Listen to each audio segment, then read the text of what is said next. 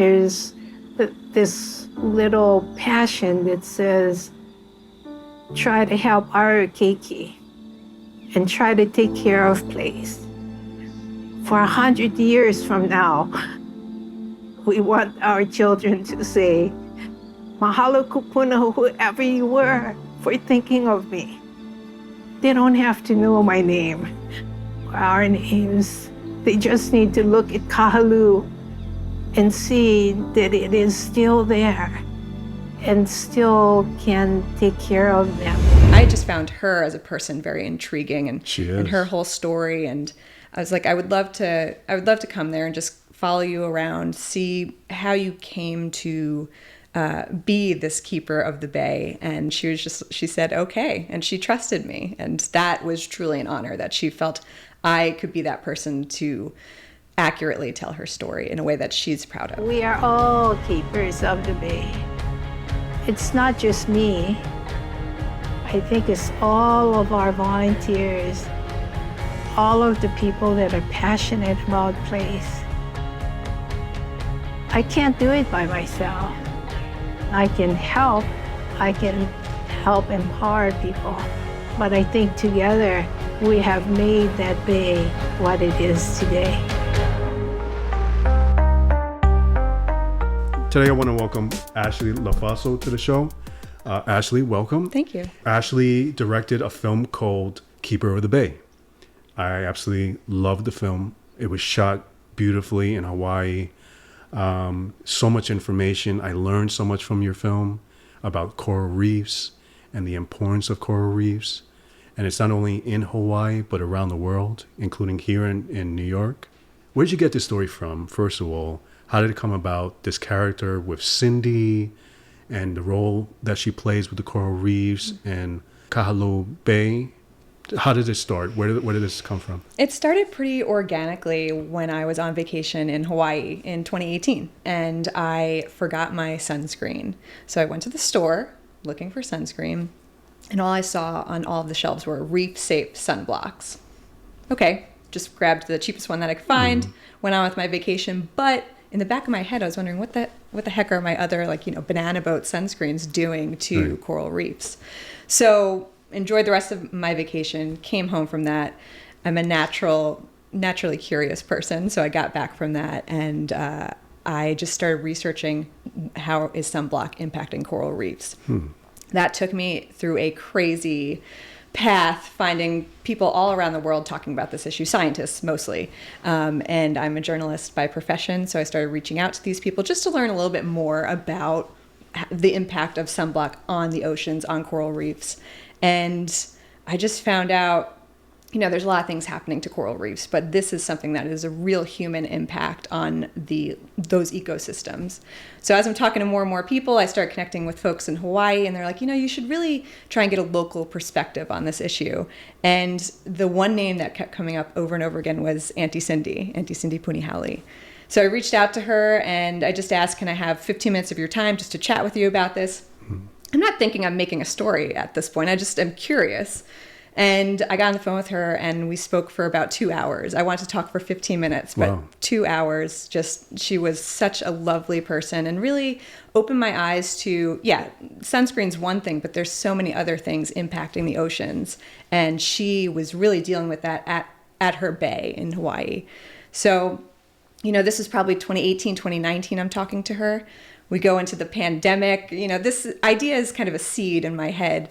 And I knew I wanted to do something with her. I didn't really know what that would be. Is it an article that I write about her? Do I do a short film? Do I do anything at all? And I just kind of kept that in the back of my head.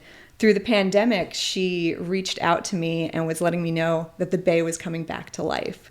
And she's like, there's nobody in the bay.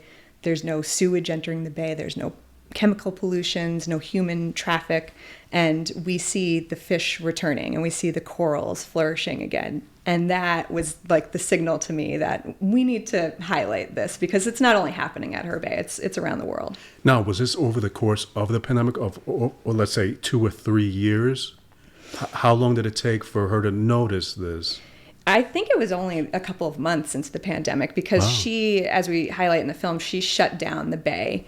That particular bay, Kahalu, is highly trafficked on that island. A lot of visitors go there. It's known for its great snorkeling. It's got a lot of shallow reefs, so there's a lot that you can see in a very short amount of time going into the water.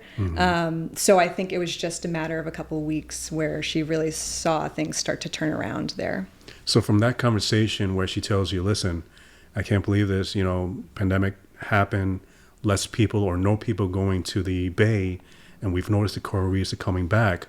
In the documentary, you showed how the coral reefs was sort of turning a white color, which was interesting. I learned that. I didn't realize the color mattered with the coral reefs. So I guess she saw color coming back to it, and is that what you were saying? Yeah, I'm not sure if it was so much of that, because that's coral bleaching. So as far as I'm aware, once that is happening, that's kind of the end of that particular coral. Okay. I'm not a scientist, so I may be wrong on that. But I think from her perspective, she saw new corals starting to grow. And that's through the coral spawning season. So you'll notice as you're swimming along, yes, there are those corals that are bleached and they're white. There are also corals with different types of algae or growth on them. But then you'll see these like vibrant little purple corals, and those are the sign of like a new baby coral coming to life. Oh, that's awesome. So at what point did you turn around and say, I need to make a documentary about this? Like what brought you to that point? I think I very bluntly said that to her on one random phone call I had. I said, we need to do something about this, whether it's me just coming there for, a 5-minute short film or something a little more in depth. And by this point, I had spoken to her a number of times, and I just found her as a person very intriguing, and She is. and her whole story. And I was like, I would love to come there and just follow you around, see how you came to be this keeper of the bay, and how I can help amplify your voice. And to her credit, she didn't really know me too well. She didn't know any of my filmmaking background, and she said, okay. And she trusted me. And that was truly an honor that she felt I could be that person to accurately tell her story in a way that she's proud of. That's awesome because, in watching the film, you could see how this is so personal to her. It's her family legacy to take care of, the earth and everything around them and their surroundings, and how it affects them, their food, the environment.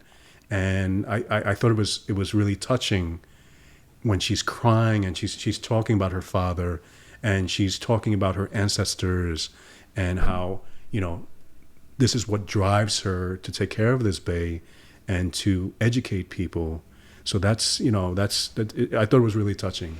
It stood out to me because I grew up on Long Island, and when I needed food, I would go to the grocery store. Right. I had no awareness. Obviously, I knew fish came from the ocean, Right. but I didn't know that through line. I didn't have the experience of seeing somebody actually go out, catch that fish, prepare it, and cook it, and that's my meal. That's my fuel. I Right. never saw that. I was just go to the grocery store, get what I need for dinner.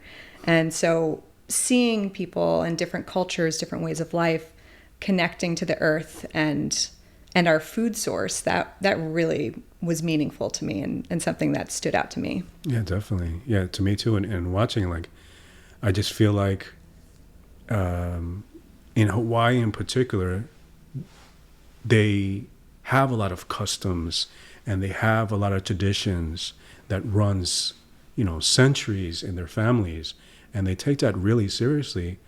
Not that Americans necessarily don't so much in general, but in particular in places like Hawaii, those traditions are sacred, and their ancestors mean a lot, and they I guess they sort of call to their ancestors, and they remember things that their ancestors did, and how important it is to, in her case, take care of the environment, because that will be passed on to the next generation.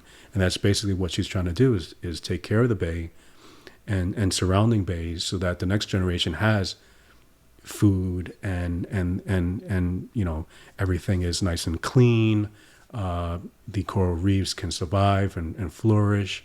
I learned so much about, like we were talking about, the sunscreens and the importance of not using chemical sunscreens. I never knew that. I've been to Puerto Rico, Me I've been to neither. Hawaii. I never even knew that that could affect anything at all. So obviously, littering and stuff like that would, but not chemical sunscreens. So Yeah, that's really interesting. You don't think about it. I never thought about the impact of my sunscreen on anything. And now science has shown that these chemical sunscreens absorb into your bloodstream. The FDA hasn't said what happens once it's there, but they're saying, yes, we have proof now that once you apply it to your skin, it's actually seeping into your bloodstream from there. Whether it's good or bad, we don't know yet. Sounds bad to me. That sounds terrible to me. Yeah, scary. But just in the basic sense, when we talk about the ocean, the fact that we're going in, whether it's a sunscreen or your facial lotion or whatever it might be, all these ingredients are washing off of you and they're kind of seeping onto what's below it, the coral reefs and any of the local marine ecosystems. And basically, those coral reefs, from what I got from the documentary, need a certain amount of light. And I guess the algae too, they need a certain amount of light to come in. And when there's a lot of things in the water, it blocks that light from reaching them. Yeah. And that affects the whole ecosystem, right? From my understanding, yes, the coral reefs are really sensitive. They do need the light because that provides the photosynthesis. That's how they feed and how they grow. That's where they get their energy from. But yes, if something's blocking that is detrimental to their growth. Right. But at the same time, you don't want an overexposure of sunlight because I don't think it's burning of the coral reefs, but it kind of acts in the same way as if you go outside and you don't have sunscreen on and you're not protecting your skin. The corals, that can happen to them as well. Right. And then we also talk about the ocean temperatures rising. There's a lot of those things that are impacting corals. It's interesting. So you decide, I'm going to do a documentary on this. I guess Cindy is game. She says, hey, I'm all in. Let me know what you need, kind of a thing. How did you get others involved in it? And then how did you build a team to be able to accomplish this? I'm a pretty passionate person. So once I've got my head into something, I think others around me can kind of feel that. You can pick up on somebody's energy when they're really into what they're doing. Right. So I started once we knew, okay, we want to do this, I started just telling a couple of people, seeing their read on it. And then I started reaching out to, more specifically to put that crew together, I was reaching out to photographers that I knew had a connection to the ocean. So my main cinematographer, Jeff, he used to take photos, surfing photos every morning. He'd go out at like sunrise with his buddies and just get a lot of awesome shots of the surf and surfers. So I reached out to him and I said, I'm doing a film that's based around the ocean. Would you have any interest? And I knew he was very talented as a cinematographer as well. And he was right away game. Awesome. And then as I just shared the story of what I knew of Cindy at that point, everyone was just she's just such an endearing character. So it was very easy to say yes to the project. So obviously a project, this is a feature film, the feature documentary. That takes a lot of work, and that takes a while going out to Hawaii. What did it take to be able to get out there, film? First of all, how long did it take to film this out in Hawaii? We filmed for just under 2 weeks, the entire film. Really? And that was mostly budget because you only have a certain amount that you raise, and right. I knew I didn't think I would get the funds to fly out multiple times. But yeah, it was shot over the course of just 2 weeks. That's incredible. I think that's amazing. In some of the documentaries that I've done, I think the quickest we've ever done a documentary, at least shot a documentary, was 4 weeks. Wow. So that's incredible. I wish I had that much time. Yeah, that's incredible. That's a huge accomplishment. Well, I will add that we also shot not the first wave of the pandemic, but the second wave. When we went to Hawaii, it was during a particular spike of COVID and things started to shut down again. And in fact, a number of scenes and people that I want to speak to had to be canceled. Like as I was flying to Hawaii, I'm texting with folks that are just kind of dropping out, understandably. Right. But the whole scope of the film was changing as I was flying to Hawaii to shoot it. That must be super stressful. Super stressful, yeah. But so how did you handle that? I handled it the best that I could, which was knowing that this is a documentary. You're there to just learn what's going on, and this was a moment in time, and that was something that was actively happening in Hawaii that we had to highlight somehow. So obviously we included the pandemic in the film, Right. but I think it helped us because we were able to see how different Hawaii looked when there was nobody there, nobody traveling, no visitors, we have a couple of shots of the bay that are pretty empty, and I think that's a rare thing to see. So I was lucky and fortunate to see that. That's awesome. It's during the pandemic, so you have to schedule interviews, you have to schedule shoots, I'm guessing early in the morning, maybe some a little bit later, depending on what's available. How did you handle that? Were you the person that actually had to arrange all that? And That was the toughest part for me because I was not only the director, but I was the producer. And with the budget, you want to keep the crew as small as possible. Right. And really, regardless of budget, I think having the smaller crew is better because it's a little more intimate. Everyone knows what they're good at. Everyone knows how to handle things. And you're not delegating to so many people where, information can get lost along the way. Right. So it was a tricky balance being producer and director because I had the creative brain, but also the logistical brain, and they were always battling each other from pre-production through production. Wow. So as far as scheduling things,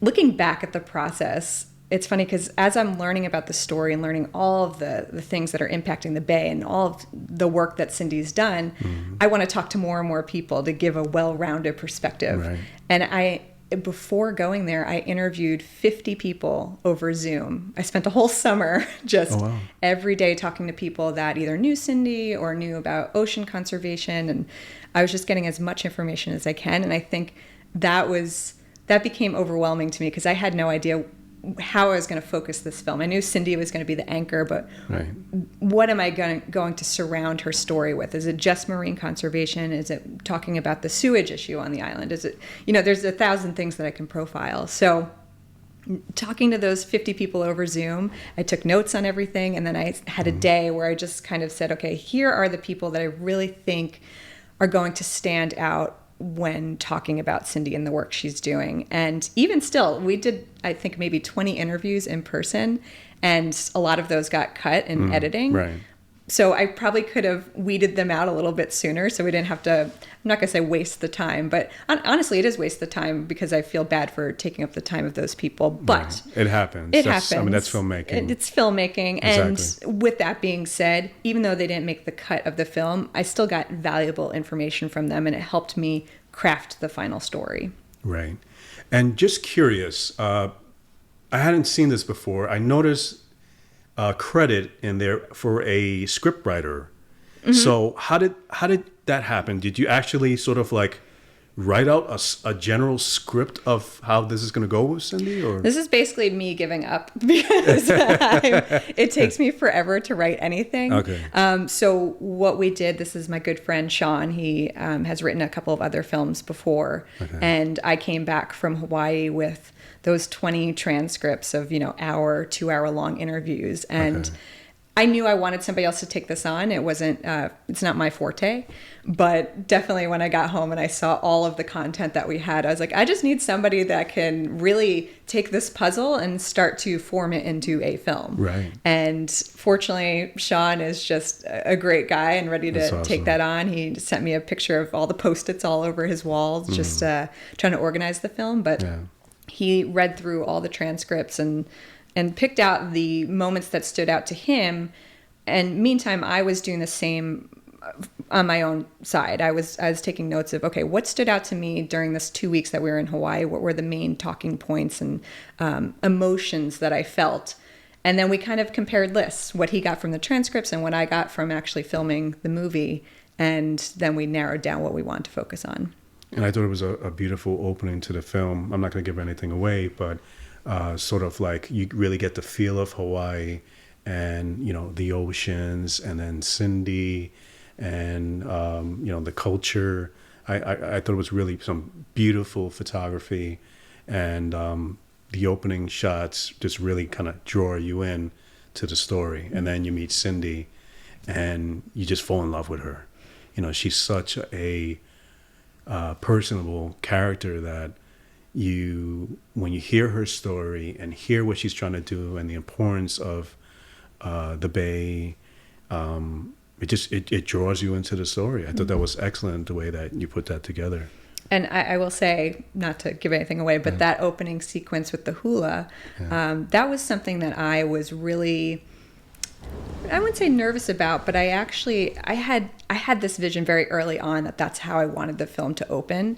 But then I paused and I'm like, is that just a touristy way of seeing Hawaii? And that, I'm trying to give a platform to a culture that I'm not a part of.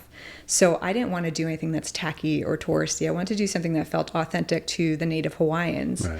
And because I had this vision so early on, I was asking some of the folks that I interviewed that were native Hawaiian, and one in particular, she was a hula choreographer.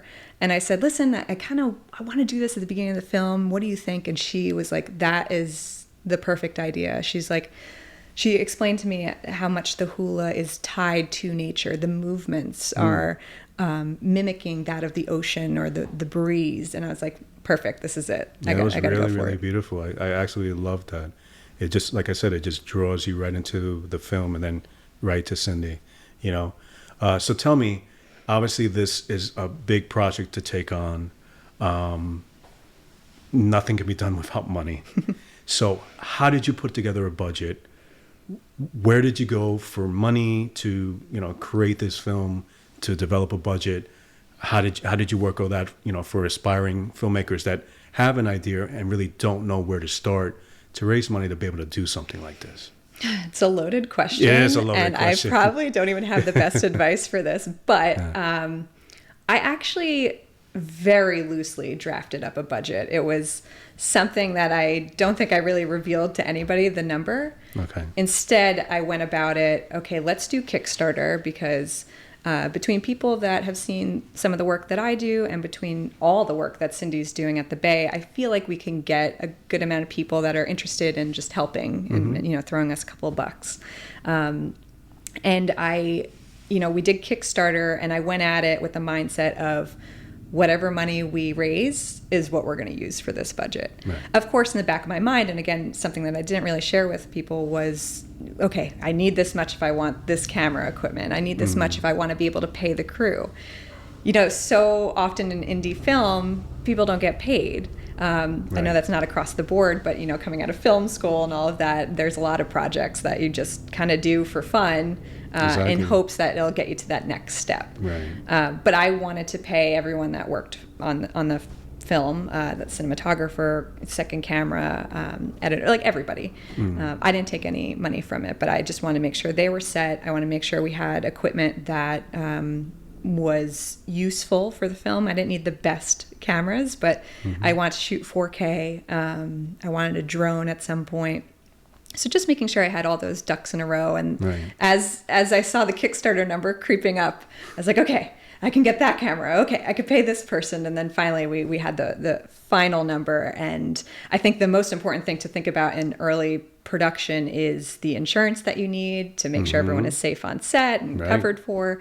And those are all things that I learned during this process, because this is my first feature film. So as I'm talking to more and more people and they're like, oh, did you get the insurance? I'm like, what insurance do I, So it was a little bit of an education for me along the way. But I think the important thing was I kept it honest with everyone that was signing up to help me with this film. And I said, listen, this is a learning curve for me. So if I forget something, or if I say, oh, I meant to do this, that's why. And they're like, yeah, just let us know and we'll go with it.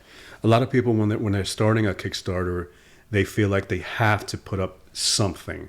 So let's say shoot a trailer or, have a really compelling story.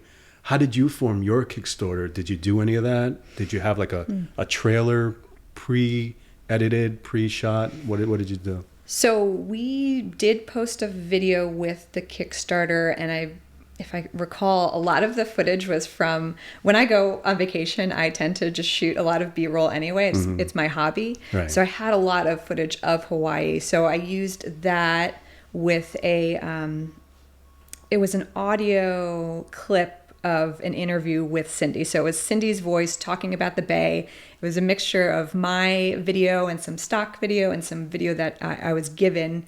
And then it was me on camera and my co-producer, and we were just kind of putting that call to action forward, where we're saying this is what we want to do, who we're hoping to highlight, and why we need the money. And it kind of took off from there.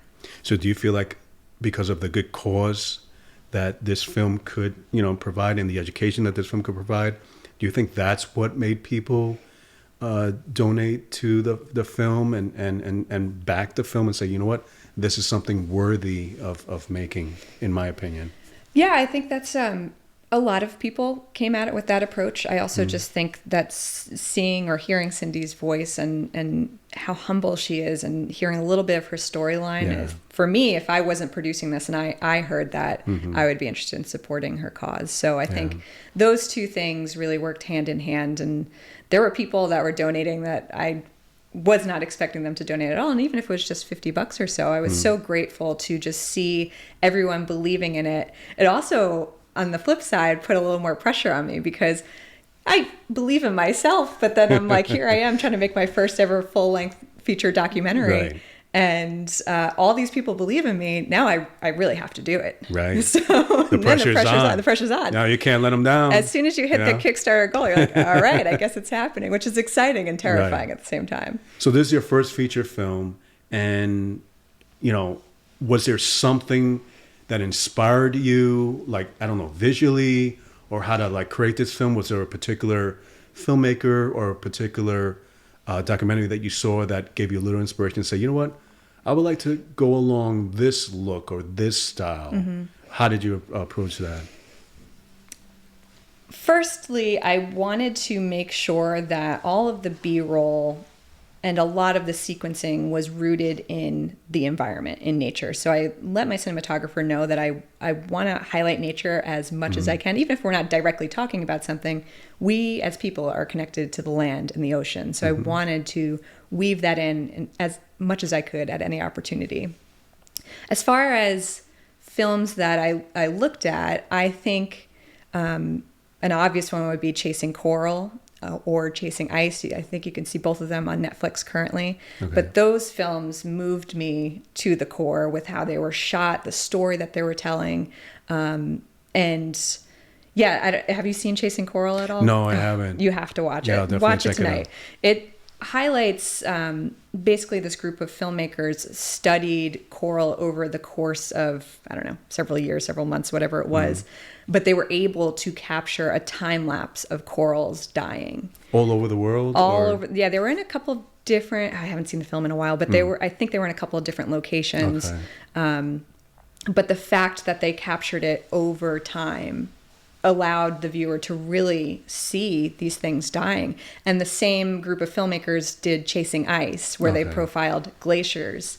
Same premise, where they had a time-lapse compilation of these glaciers just melting away. Right. And it just pulls at the heartstrings. And really, because, you hear, you read articles, you see like a picture of a glacier calving into the ocean.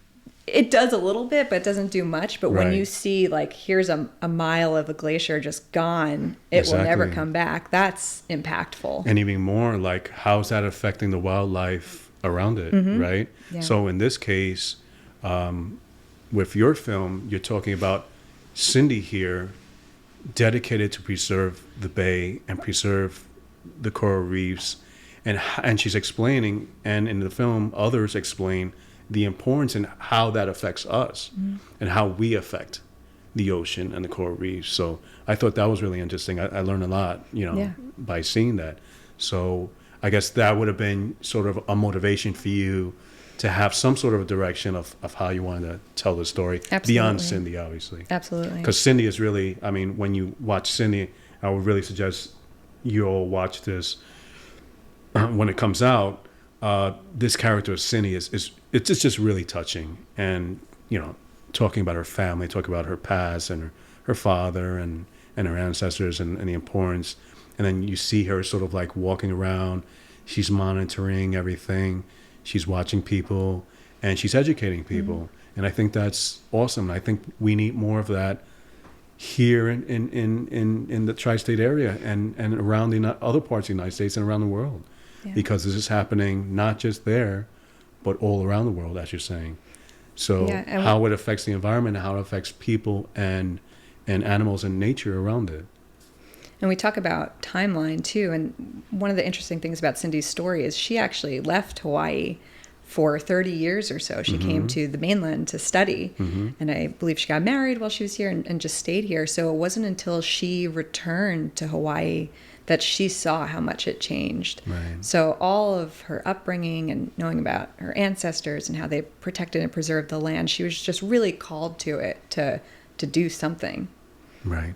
So for people who have never done this before, what would you recommend, or what advice can you give to an aspiring filmmaker who wants to do a documentary of this magnitude, or maybe a little less, maybe a short film version of it? What advice could you give them?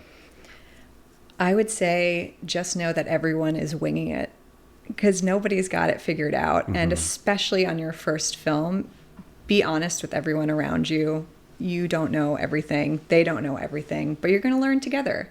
Right. And I think if you go at it with that approach, you're going to be a lot more flexible in what comes your way. As I said before, we had COVID happen, a spike happened right in the middle, right as we were going to film. That uprooted everything that we were planning. So having the flexibility and just sticking to the core of what it is you're trying to highlight, I think no matter what the circumstances are, you'll figure out how to make it happen. But give yourself that flexibility. Don't be so rigid. And I'm such a planner, but as much as you plan, things can absolutely go to shit. And that's Absolutely. okay. Just go with it. I've been there many times with my films, so I totally get that. I have a question for you. So you have tons of footage. You're there for, was it 3 weeks you said? 2 weeks. 2 weeks. You're there for 2 weeks, lots of footage. I'm sure you're shooting, 12 hours, 16-hour days maybe, possibly? Long, yeah. Long days. You have so much footage. How do you now take all that footage and figure it out? I know that you have your script writer, and then you're looking and looking at different ideas, but how do you take all that footage and now put something together of this magnitude? And the interesting thing too is, as I'm watching the film, I see all kinds of cool graphs that you guys made, and sort of like zooms from like there were drone shots which kind of went into maps or vice versa. And where did all those ideas come from to do stuff like that? Yeah, as far as the footage, that was a painstakingly tedious process. We had, oh gosh, I wish I remember, we had terabytes of footage, not just gigabytes. We had like at least 4 terabytes worth of footage from 2 weeks. So as the story was coming together through the screenwriter, I was working with the editor to highlight the best shots. And my tactic was, as we were getting the script in, what sequence of shots can help tell this moment of the story? And I would go through every piece of footage and say, this I think is the most beautiful shot, or this is the most articulate shot for this moment. And we had a Word document that we were working within, and we'd have like the sentence of the script and like 7 shots that could potentially fill that sentence. So it was, I don't know. I mean, my editor, I think, was happy with the process, but that was the only way I could really think about doing it was, okay, here's this moment of the script. What is the footage for this moment that we can fill in? Because yes, it's good to have gorgeous B-roll, but you want to make sure it's appropriate for what's happening at that part of the movie. Yeah. So, I mean, was it just your editor that's literally, I guess, putting all this into different bins and organizing all your footage by day or by, I don't know, category? So you want the technical. Yeah, we can get into it. That's a big job. And Yeah. forget about editing the film, just trying to organize everything. Yeah. Like on big film sets, you'll have second editor and, other editors helping your editor do stuff like this. So was it just one editor doing all this? Or? There's one editor credited with this film, but I guess I can consider myself a second editor because, as you were just describing, I was the person that organized those bins. So every day at the end of a shoot day, I would bring the footage into my laptop. I would rename all the files. So the naming convention was correct. There was a folder for each day. And then once we returned from Hawaii, I took all those folders, moved them into Premiere, and started organizing. I think I pretty much kept it by the day of the week. But at the end of each file name, I would put what is happening in that file. So it'd be like Hawaii, day one, kahalu'ubay, and then I would say coral reef, blue fish, like something specific that would stand out. Okay. So that took a lot of time to go through terabytes worth of footage to do Right. that. But I was able to, when you have all that footage in Premiere, you can search looking for a blue fish or looking for a palm tree, and the file names are searchable in that sense, Right. which is why I did that. And then I also had I'm going to say issue because it took me a while to figure out, but we shot multiple cameras for interviews, and I wanted to create the multicam sequences in advance so I could not only cut the trailer before the editor really started working on the film, but also for the editor to be able to just take those sequences and cut out the moments that he wanted. So he didn't have to worry about building the multicam. I really took that up on my own. Oh, that's a lot. Yeah. It's a lot. And yeah, I've done multicam editing before, Okay. but there was something with the audio where, I don't know if you've come across this, but some of the audio would slide gradually further and further out of sync. Yes. I saw that way long ago in like Final Cut that would happen, but Yeah. it was happening in Premiere, and I was like, okay, this needs to be fixed before Yeah, those actually... are the annoying things that you're going through when you look into footage, when you're just about to start editing, and even while editing. Yeah. You know, so you get to that process. How long did it take once you get everything organized? Now you have more or less a general script. You have an idea of where you're going with this film. How long did it take from start to finish to edit this film? I think it was probably over the course of a year, but I wouldn't say that it was a consistent process. Okay. There were definitely moments where the script came through and I said to the editor, okay, just put this script, give me a skeleton cut of where it's at right now. And I was hoping, okay, it would be like under an hour by that point. But the editor came back. He's like, all right, it's 2.5 hours. I was like, all right, well, we need to narrow this down. Right. And I'm not the strongest writer. By this point, I believe I had finished paying my screenwriter. I didn't have any more funds to like bring him back on. I also didn't want to bother him anymore. He, of course, like helped with opinion and just general feedback. But I said, okay, I need to go through the script and see really what we can narrow down. Right. I didn't have a target length that I was shooting for, but I knew I wanted to be at least under an hour and a half. And I just started slashing very aggressively, and we got it down to something around the 1:15 mark. And this, to answer your question, this process took me going through that several months. So the editor wasn't working on anything during that time. He was, tweaking and stuff on his end, but he really couldn't make any substantial movements while I was Right. going through that. And I was also getting in my head about it too, because I'm putting the pressure on myself. Okay, all these people believed in me. I also believed in me, but like there needs to be an end product. I don't know what to do here. Yeah, and you also just I got caught up in just really wanting to do the best that I could to represent a culture that I'm not a part of, and to Right. tell Cindy's story in a way that she would be proud of. And that was a tremendous amount of pressure on myself. So I remember talking to my editor, Glenn, at one point, and I just had a really frank conversation with him. And I said, I just need some time. It's like I'm at a standstill. It's kind of like a writer's block, essentially. And So did you have to take time away from just it? took a little bit of time. Yeah. Right. When you're in it, Yeah. I'm sure when you're in it, it's just, you get so in it that you really can't, you kind of forget what the goal is. And that was definitely happening. And I needed fresh eyes, my own eyes, but they needed to be Right. fresh and kind of reset. Yeah, I've definitely been there several times. And you actually get to a point where as you're editing or trying to figure out what you're going to take out, you start sometimes seeing the story change a little bit, but you want to keep at least that original story. How did you overcome being able to cut this down? I guess it was an hour, more or less, cut out about an hour of the film, but yet still keep that original story that you wanted there. Yeah, it was a matter of me realizing that all of the stuff that we got was great. There was all valuable information, great interviews, great B-roll footage. And I just had to realize that I couldn't keep everything.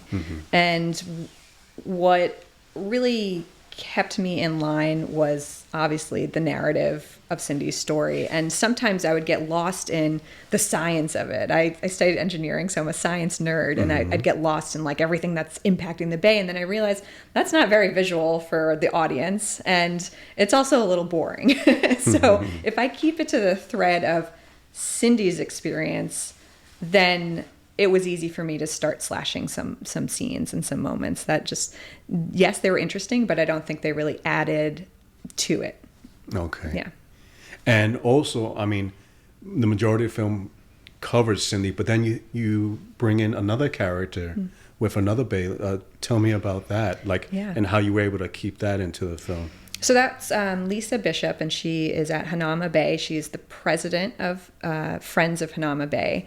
And Cindy introduced me to her, and she's basically the other keeper of the bay on the island of Oahu, so a different island.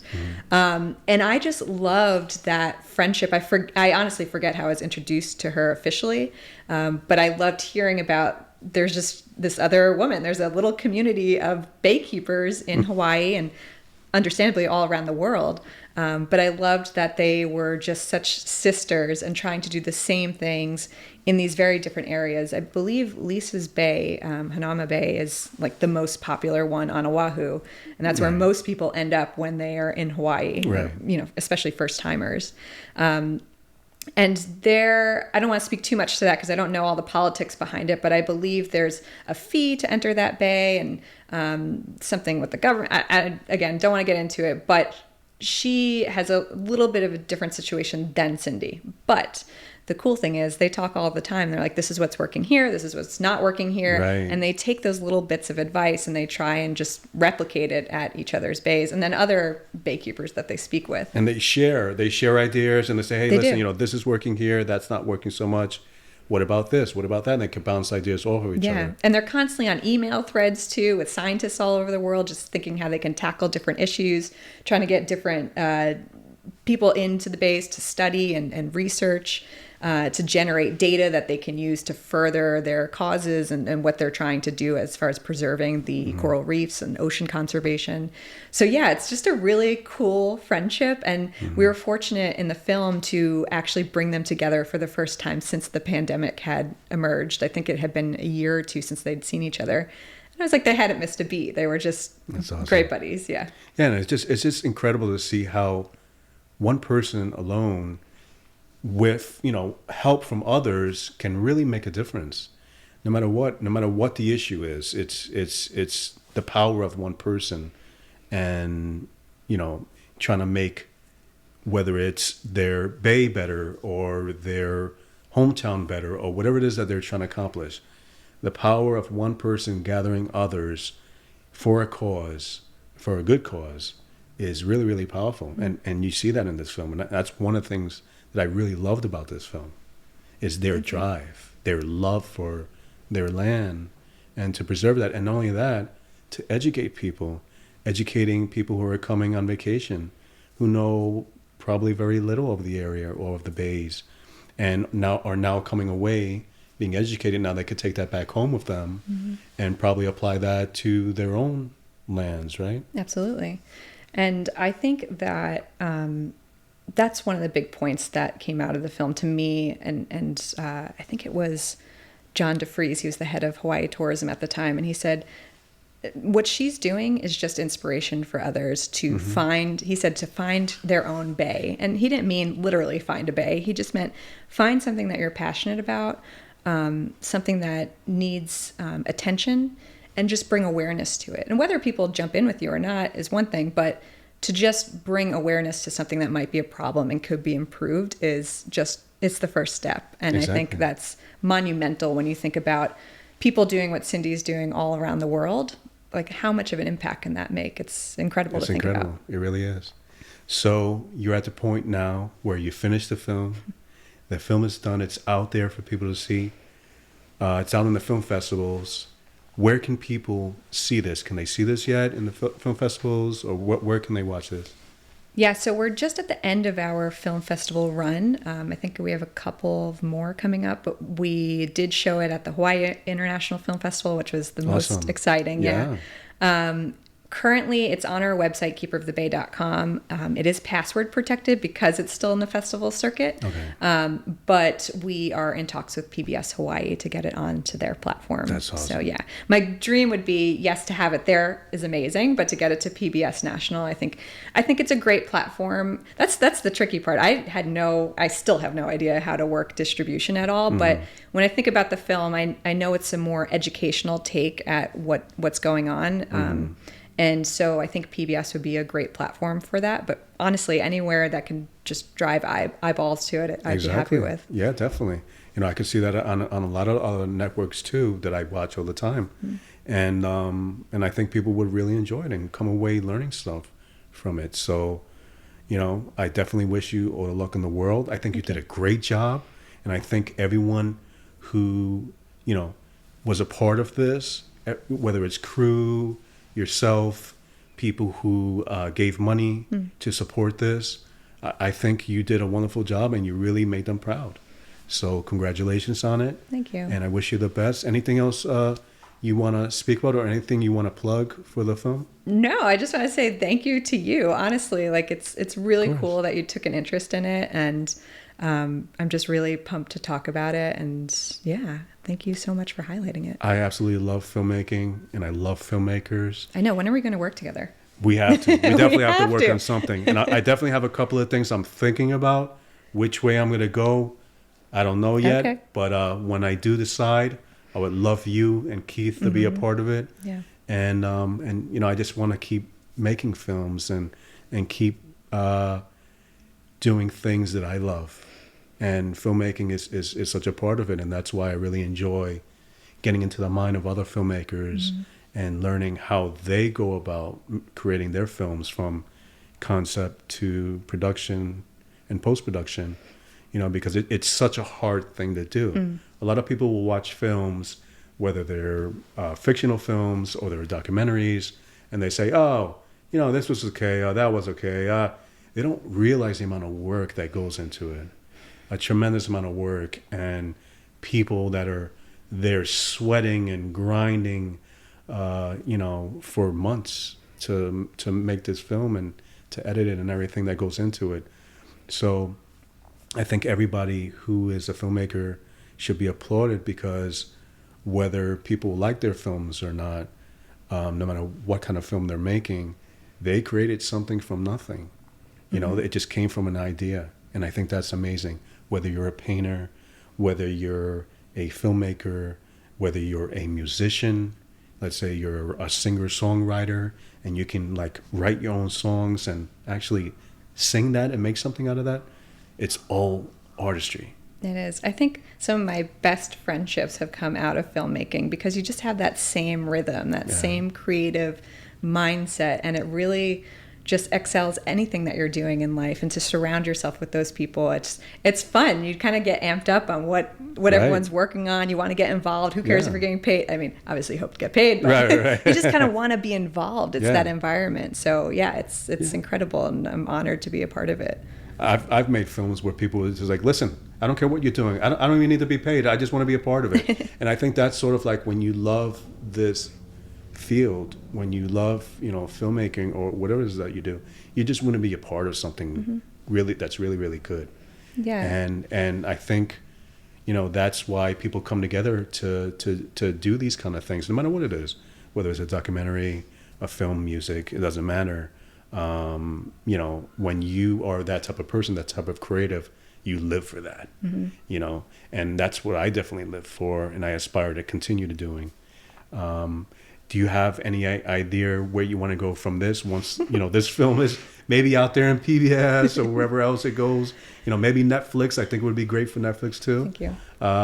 But do you have an idea of another film, a next film? Or I you're always sort of have like ideas. taking a break right now? Definitely taking a break. I have a lot of ideas floating around, but I've been joking that I would love to just be a behind-the-scenes photographer on a film set, because I love filmmaking so much, but I don't really want to be in charge right now. Just want to take a back seat and enjoy the process from afar. Yeah. But I'm sure I'll have other ideas coming. That's great. Yeah, Yeah, never directing definitely is not easy, and it can be very stressful. And trying to, watch your time and get everything together and everyone together. It's not easy. Just having, I think that's why I gravitate towards filmmakers so much too, is these people have to have the confidence to not only feel great about that seed that's in their head, but communicating that to others and actually getting it done. Right. And I think that is such a cool thing to see when somebody has taken, like your films, the fact that those two films that you made, incredible. The graphics we were talking about earlier, like Right. that is something that you just visualized in your head and Exactly. you made it come to life, whether, it looks like it did in your head or not. That's usually not the case at all. It's never the case. Yeah, it's never the it case. never comes out. I heard a quote once years ago from a filmmaker that says, "You're always going to be disappointed in post-production." I And believe it's that. true. And even for myself, with the films I've done, the films I've been a part of, there's always, that shot could have been better. Oh, if I've only, did this like that, if I only had her or him say the line like this better, or if I only went here to shoot it better instead of this other place. Because also, obviously, shooting on a location like Hawaii, I mean, how can you get bad shots, right? I mean, when you have such a beautiful location and everything, the sunsets and the palm trees and the people, is just awesome. Yeah. So, there's always going to be some sort of disappointment, but just finishing that film and getting that out there for people to enjoy, and in your case, to learn from. That's such a huge accomplishment. So Thank you. Congratulations. You did a wonderful job. And I can't wait for the audience to be able to see this film when it's out. Thank Because you. I think they're really going to enjoy it. I think they're really going to learn a lot from this film. I hope so. To all aspiring filmmakers, one thing I could definitely say is never give up. Never give up. If you have that dream, if you have that idea, and you want to accomplish it, no matter how difficult it is, no matter what roadblocks you face, like you face COVID and stuff like that, just keep going, keep pressing forward, and you will get it done eventually. And even if it doesn't come out exactly how you thought originally, sometimes it comes out even better. And for yourself, what would you say is, or what kind of advice would you give to an aspiring filmmaker who wants to do a film, whether it's a short film or a feature film? What would you say after this experience and after everything you went to and all the stress and everything? Would you do it again, or would you do things differently? Yes, I would do things differently. I would always do things differently, try out different ways of approaching things. But absolutely, if you have an idea and you have that drive to make a film, do not put up any roadblocks for yourself. Get it done. And sometimes, you might have a dream of having a full-length documentary, but maybe it comes down to a short film, a 5-minute thing, or a web series, something smaller.